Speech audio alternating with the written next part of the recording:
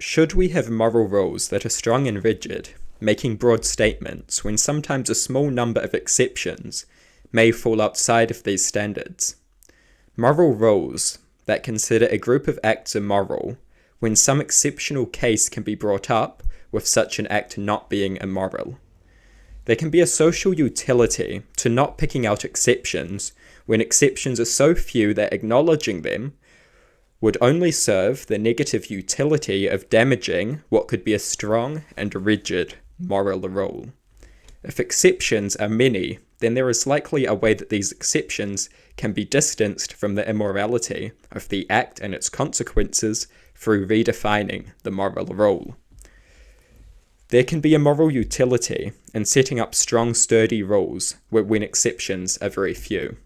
It makes these rules stronger, and therefore benefits outweigh negatives in serving a valuable social utility. There can be a moral utility to setting up an altered moral rule when we think it might be targeting too many acts that cannot reasonably be considered immoral under the large umbrella of immorality. What I am saying is that depending on the specific moral issue, it can be taken in several directions.